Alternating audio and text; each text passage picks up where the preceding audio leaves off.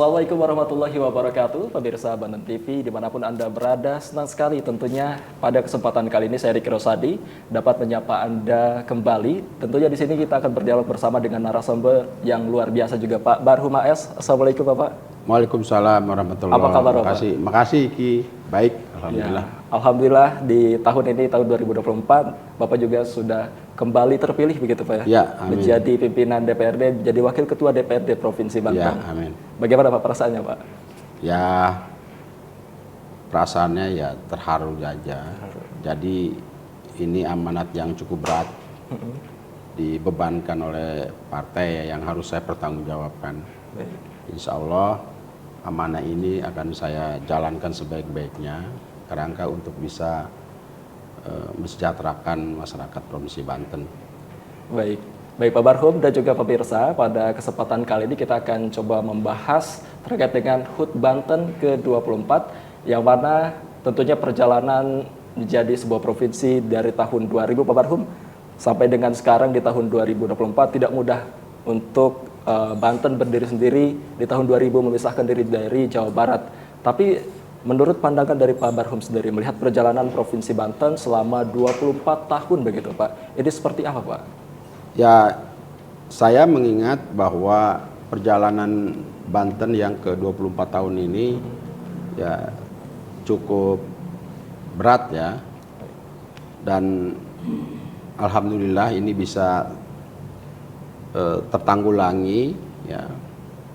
Dari tahun ke tahun peningkatan Provinsi Banten ya cukup baik dalam rangka untuk bisa menampung seluruh kebutuhan pembangunan masyarakat Banten.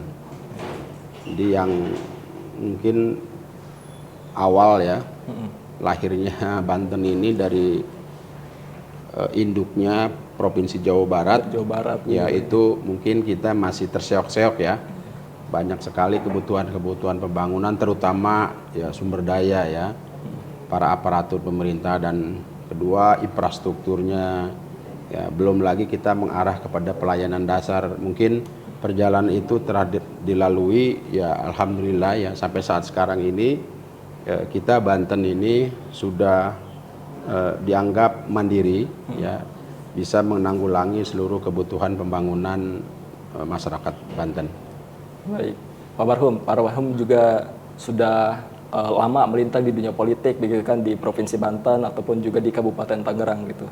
Melihat perjalanan di Provinsi Banten khususnya, mungkin ada hal yang berkesan tidak di hati Pak Barhum ketika melihat wah, Provinsi Banten yang dulunya mungkin kurang baik menjadi lebih baik seperti itu. Seperti apa Pak Barhum? Ya, contohnya pelayanan dasar ya, infrastruktur, lalu pendidikan, kesehatan, ekonomi, ini cukup cepat ya. Banten ini telah melakukan langkah-langkah yang cukup progresif ya, dibanding dengan provinsi-provinsi lain, kalaupun usianya baru 24 tahun. Disitulah kebijakan yang tentunya sampai saat sekarang ini ya, ini terlihat bahwa Banten itu sangat kaya. Banten itu sangat bagus ya, untuk bisa memberikan pelayanan buat masyarakat, terutama ya pendapatan daerah yang sampai sekarang ini ya udah cukup baik ya. Tinggal kita bagaimana melakukan peningkatan secara pajak yang memang itu tidak bisa memberatkan masyarakat, namun itu bisa masuk di dalam pendapatan asli daerah. Dan kedua, tentang belanja pembangunan ini saya pikir sesuai dengan ketentuan peraturan dan perundang-undangan di atasnya ya, seperti pendidikan kita harus menanggulangi 20% ya dari kebutuhan pokok ya, kerangka untuk bisa menangani pendidikan itu sudah lebih. Lalu kesehatan ya yang tadinya harus kita penuhi dari peraturan dan ketentuan di atasnya itu 15%, tentunya sekarang kita sudah melampaui sampai 25%. Nah, disitulah tentunya kondisi ya keuangan daerah Provinsi Banten itu cukup memadai kerangka untuk bisa meningkatkan pembangunan kebutuhan masyarakat. Jadi peningkatannya juga sudah lumayan baik begitu Pak? Sudah cukup baik. Cukup baik. Ya. Tapi mungkin menjadi persoalan adalah masih banyak PR tentunya di Provinsi Banten yang kemudian ini harus menjadi perhatian oleh pemerintah sendiri. Salah satu contoh PR yang mungkin menjadi nomor satu ini pengangguran nih Pak.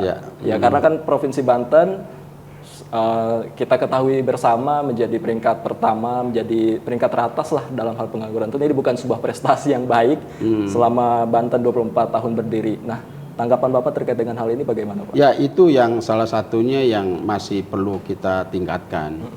Maka menurut saya ini semacam ada satu progres yang benar-benar secara terus-menerus ya. Ini harus dilakukan oleh pemerintah daerah. Karena jangan hanya Banten itu disebutnya sebagai daerah 1000 industri. Iya. Tapi faktanya ini tidak bisa menggaiden atau menopang ya tentang pengangguran di Provinsi Banten. Nah, saya pikir ini harus ada semacam kajian yang khusus ya, lalu diimplementasikan dengan sebaik-baiknya ya, agar dinas terkait atau dinas dinas tenaga kerja ya khususnya ya, tupoksinya itu dinas tenaga kerja, dan ya mencakuplah lintas sektoral ya, untuk bisa dapat kiranya menanggulangi masalah pengangguran ini ya. Karena saya pun mengharap nih ya kepada pemerintah daerah Provinsi Banten, khususnya instansi terkait, ini harus coba apa sih persoalan-persoalan yang lebih substantif yang sekiranya ini bisa menghambat tenaga kerja kita di Provinsi Banten.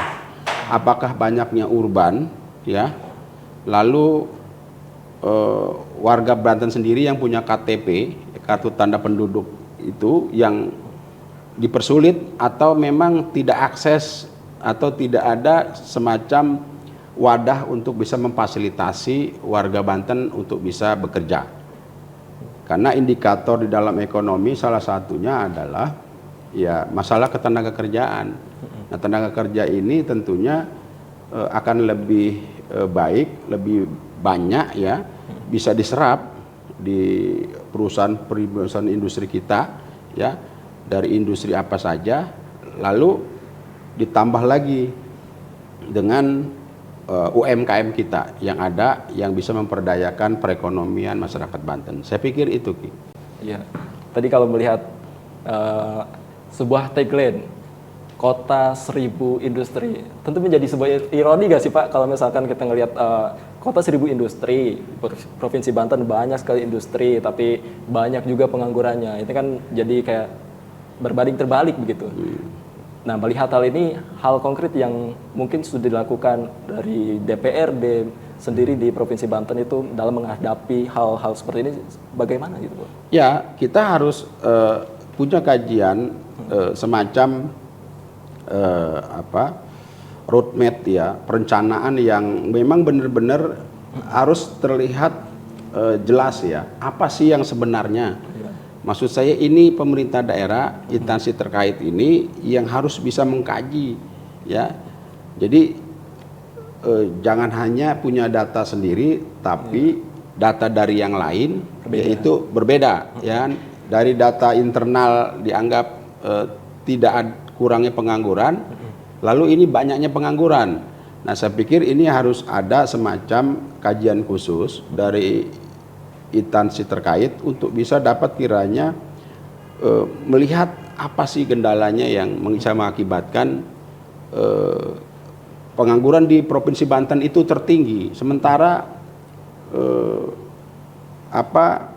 orang menyatakan bahwa Banten itu adalah 1000 industri. Kota industri. Nah ini kan bertolak belakang Ki. Ya inilah yang menjadi satu bahan perencanaan kita ke depan ya. Ini coba kita selusuri sejauh mana ini kendalanya yang bisa mengakibatkan disebut saja daerah 1000 industri tapi penganggurannya banyak. Ini kan bertolak belakang, kontraproduktif kan. Nah disinilah yang perlu goodwill dari pemerintah daerah untuk bisa dapat kiranya memperlihatkan sejauh mana apa kendala yang terjadi ketika kita dinyatakan Banten nomor pertama ya daerah pertama yang menyumbang pengangguran. Iya. Kalau sejauh ini Pak, ini kan masuk ke periode yang baru juga gitu. Sudah ada rencana khusus nggak Pak kalau misalkan nanti ini kan Bapak juga sudah terpilih. Udah ada rencana khusus ancang-ancang saya bakal melakukan ini setelah terpilih gitu Pak. Oh iya, itu PR saya untuk bisa melakukan hal itu. Karena ini gaungnya udah cukup nasional ya. Iya. Banten di mana-mana dinyatakan sebagai daerah pengangguran terbesar. Iya. Ya, ini kewajiban saya ya sebagai wakil rakyat tentunya harus bisa memperjuangkan bersama-sama dengan Pemprov Banten agar kita bisa melihat dan mencari solusi ya. Dalam perencanaannya itu harus seperti apa. Jangan sampai nanti tahun ke depan ya yang usia 24 tahun tapi masih dinyatakan Banten adalah daerah yang terbesar penganggurannya. Oke. Gitu.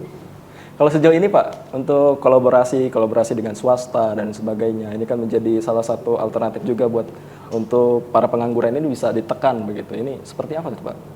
Iya, jadi itulah saya berkeinginan untuk pemerintah Provinsi Banten itu ya memang DPRD bagian ya dari unsur pemerintah daerah yang harus bisa melakukan terobosan-terobosan yang terbaik kerangka untuk mengurangi pengangguran. Nah, hal apa saja, indikatornya apa saja, kan gitu, yang tentunya bagian daripada roadmap ke depan, ya Banten tentang pengangguran ini semakin tak tahun semakin mengikis, ya, karena saya nyatakan bahwa tingginya pengangguran itu akan berefek kepada inflasi ya di daerah Banten. Ini mengakibatkan fatal ketika memang tidak ada penanganan yang serius ya saya secara pribadi tentunya akan melakukan langkah-langkah kerja koordinasi kepada pihak-pihak terkait agar hal ini bisa ada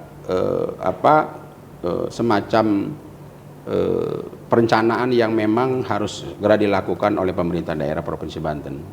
Ya harus cepat-cepat untuk dikaji secara rinci begitu. Dan salah satu yang mungkin harus dilihat juga ini terkait dengan sumber daya manusianya Pak. Iya. Bagaimana di Provinsi Banten ini kan sudah 24 tahun kita sudah merayakan ini yang ke-24 tahun. Kalau melihat dari sumber daya manusia di Provinsi Banten ini menurut Bapak bagaimana? Untuk di Provinsi Banten? Ya, saya pikir itu bagiannya, salah satu indikator yang bisa kita butuhkan kerangka untuk mencari solusi pengurangan pengangguran ini, Ki. Ya, jadi kita kan ada semacam dokumen buku besar perencanaan pembangunan melalui RPJMD, rencana pembangunan jangka menengah daerah. Ya, tentunya itu harus disesuaikan dengan kondisi sekarang ini.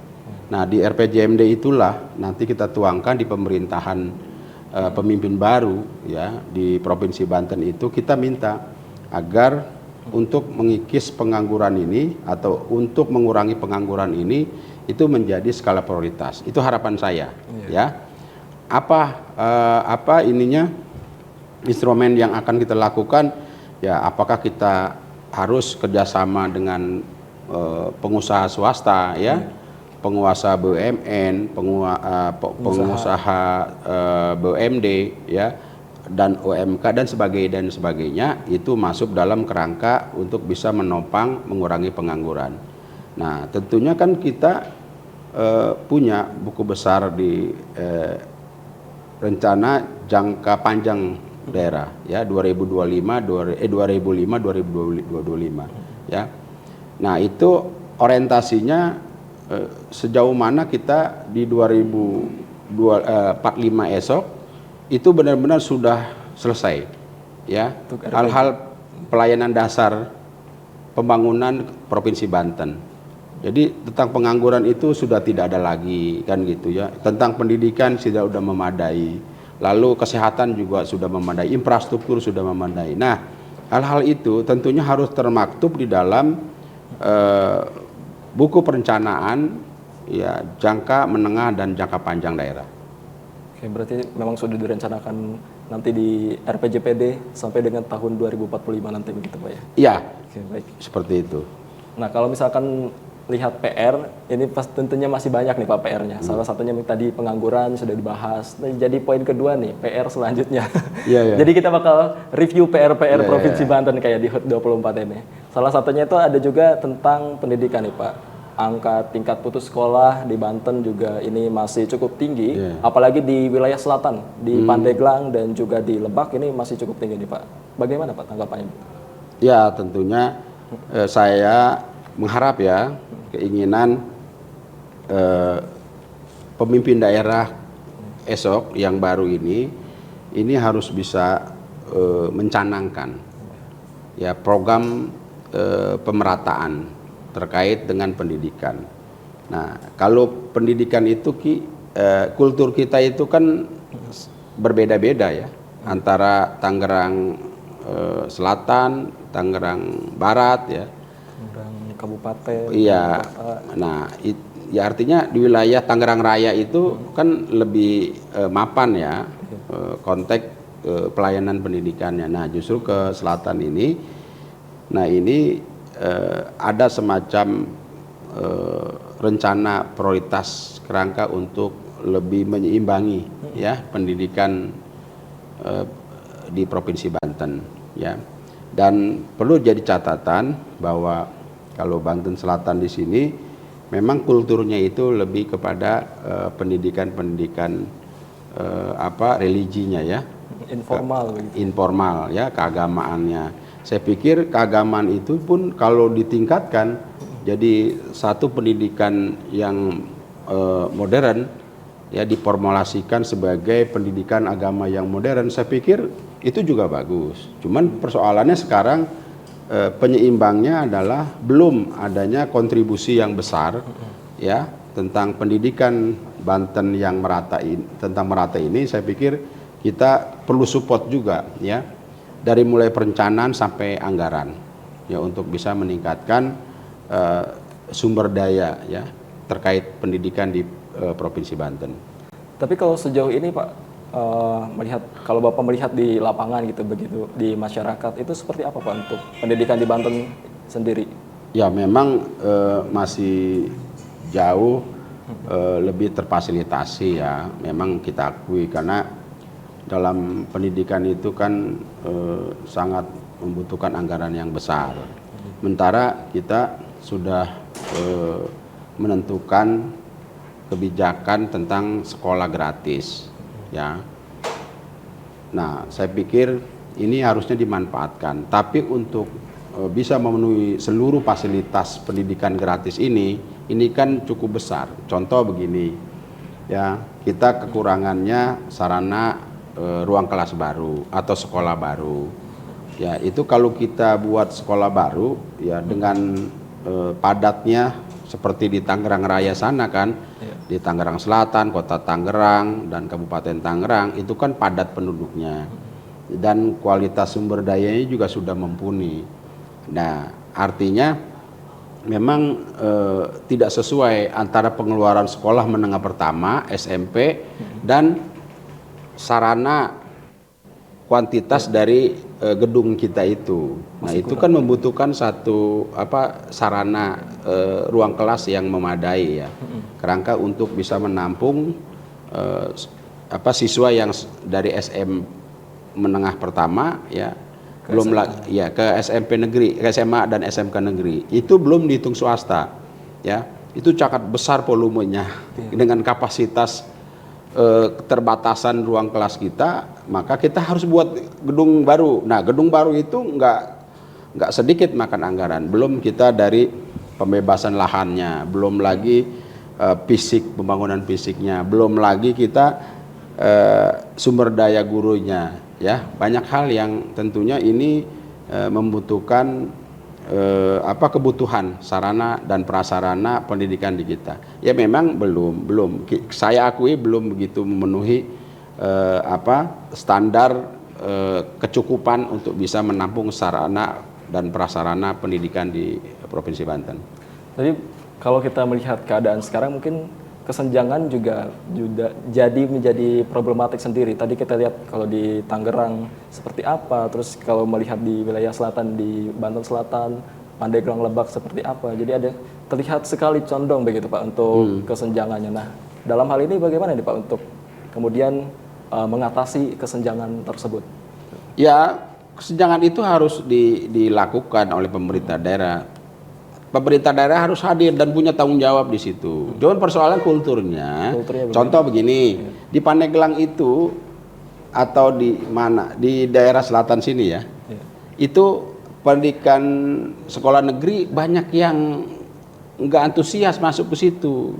Kosong malah. Kosong. Kemarin PPDB kosong, bayang kosong. Ada juga kan. Nah, tentunya saya pikir ada perencanaan untuk meningkatkan ya pendidikan non formal ya atau pendidikan swasta yang dianggap itu perlu kita tingkatkan ya. Nanti bagaimana kita kerjasama dengan yang punya yayasan ya atau yang punya pendidikan non formal dengan pemerintah daerah. Contoh begini, dia nggak minat di negeri, kurang, dia masuknya pengen sekolah-sekolah keagamaan kan gitu ya, kulturnya kan begitu ya kan. Kita realita aja di sana kan masih banyak sekolah-sekolah negeri yang kurang minat gitu loh.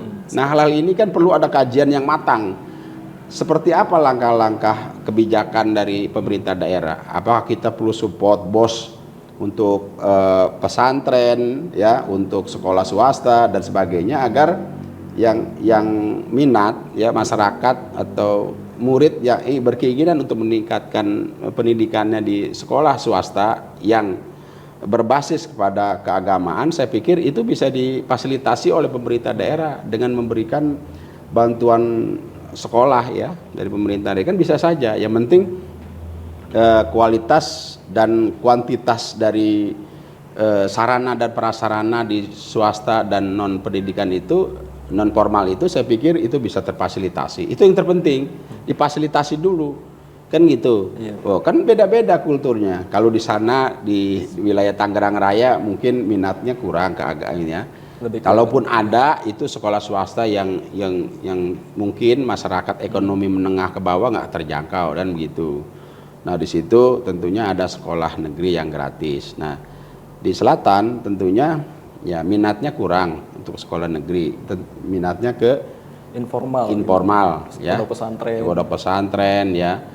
Ada juga sekolah non formal swasta ya. Artinya kan ada yang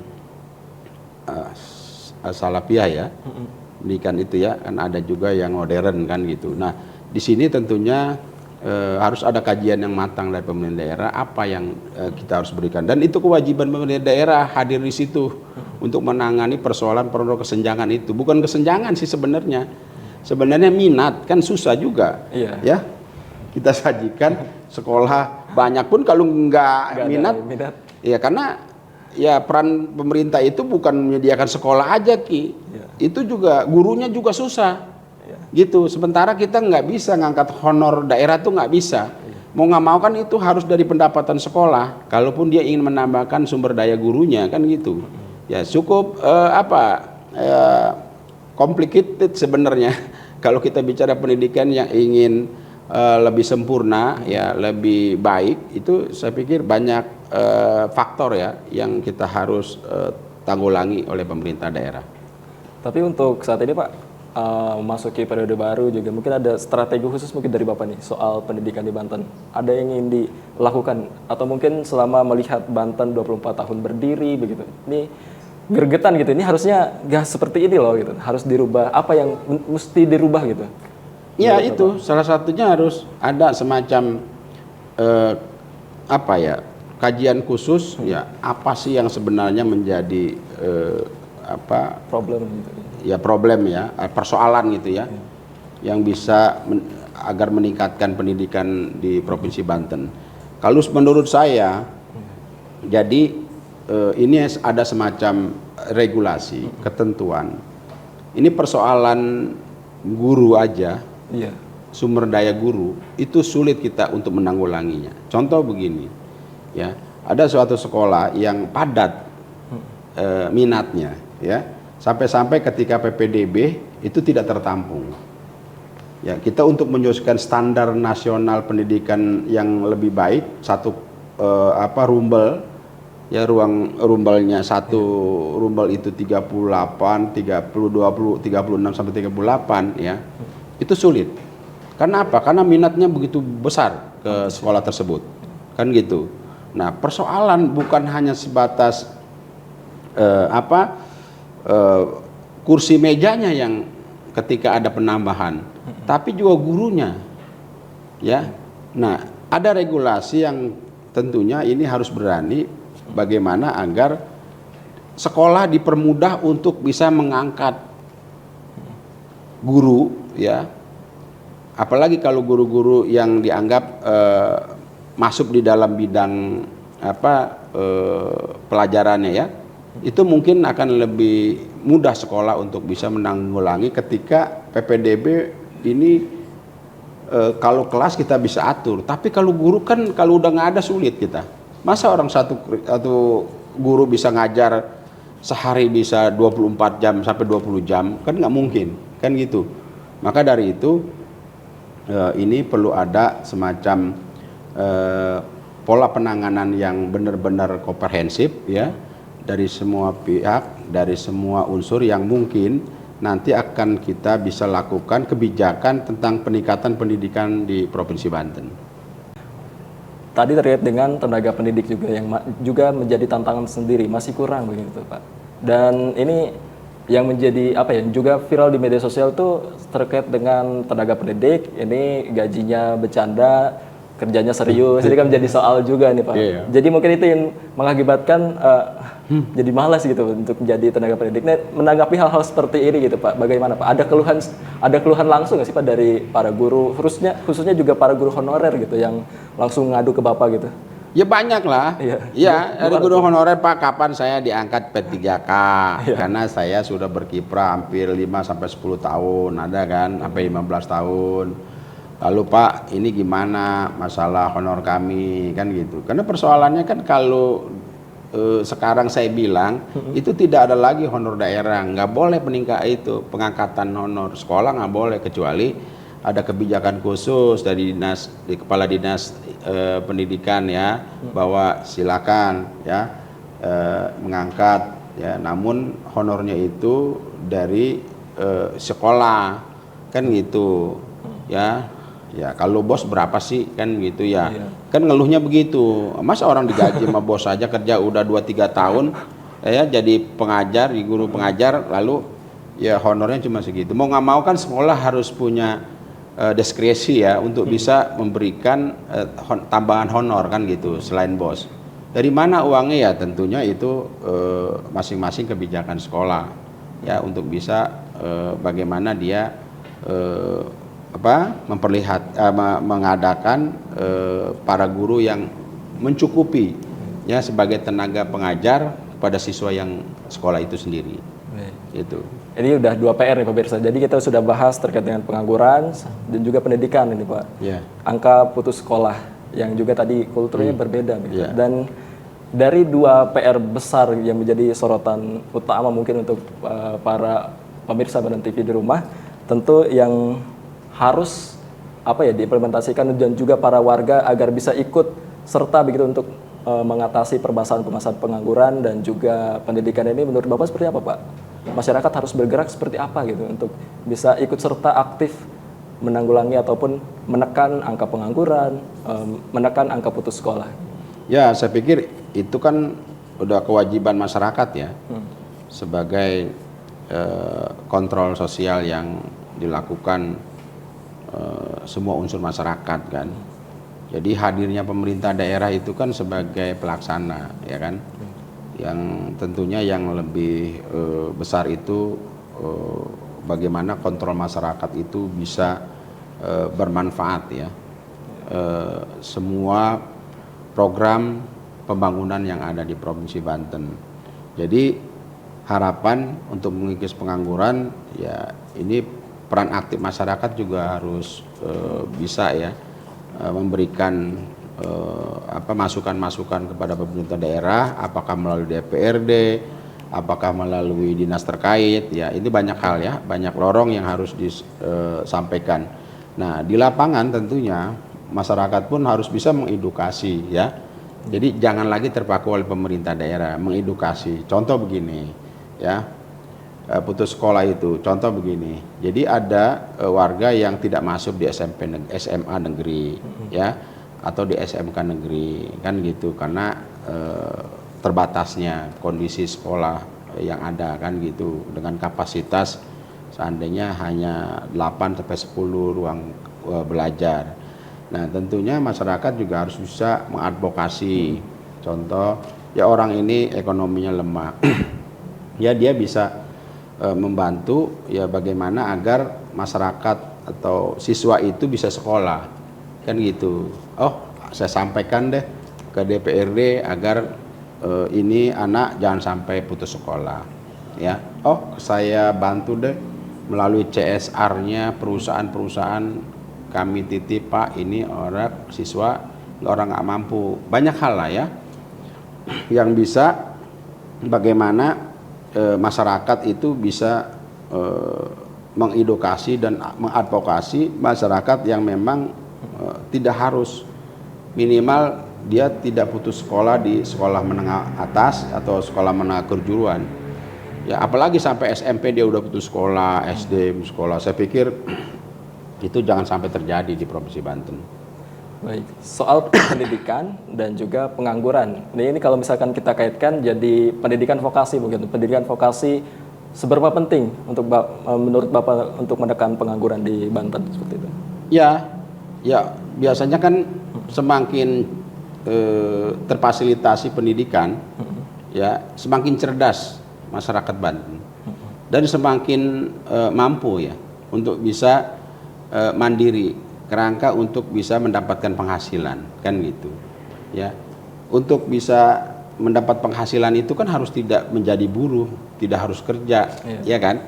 Dia bisa bisa mandiri ya, dia bisa bikin usaha ya kan, atau dia bisa buat koperasi ya, dan apa saja yang dianggap itu bisa menghasilkan pendapatan buat orang itu.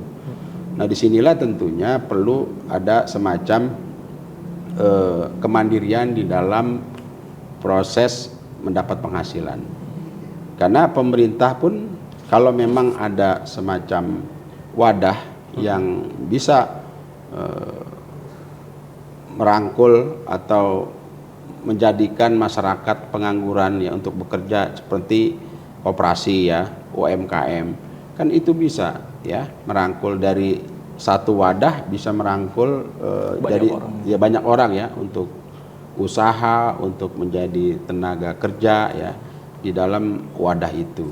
Nah, disinilah ya tentunya kita pemerintah daerah Provinsi Banten ini membutuhkan peran aktif dari masyarakat ya, kerangka untuk bisa melihat yang sebenarnya kebutuhan masyarakat itu seperti apa ya, apakah masalah pendidikan, masalah tenaga kerja, masalah kesehatan ya, dan semuanya.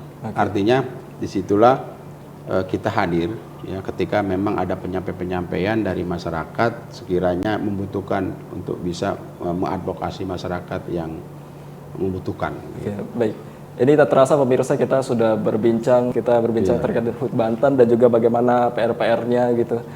Dan mungkin terakhir ini Pak, harapan untuk Banten di ulang tahun yang ke-24 seperti apa Pak? Bisa disampaikan ke pemirsa? Ya, harapan pada masyarakat seluruh Banten, kami dari DPRD jangan berdiam diri untuk bagaimana kita berkarya, ya, berkiprah, ya, untuk percepatan pembangunan di Provinsi Banten. Karena tidak mungkin hanya pemerintah saja, ya, semua bergulir dengan baik, ya, kerangka untuk meningkatkan pembangunan di Provinsi Banten. Sekali lagi, mari apapun yang sekiranya masyarakat Banten ingin menyampaikan hal-hal yang sekiranya untuk membangun Provinsi Banten itu, ya tentunya banyak hal yang bisa disampaikan ke kami. Apakah melalui telepon, apakah melalui surat, atau melalui medsos dan sebagainya. Dan pengaduan-pengaduan itu ya penting bagi kami, ya, agar seluruh aparatur pemerintah Provinsi Banten itu benar-benar bisa menghadapi apa keluhan-keluhan pembangunan di Provinsi Banten. Baik, terima kasih. Dan pemirsa, itulah dialog kita pada kesempatan kali ini. Terima kasih sudah menyaksikan sampai akhir dialog. Terima kasih juga Pak Barhum sudah hadir pada dialog kita pada hari ini.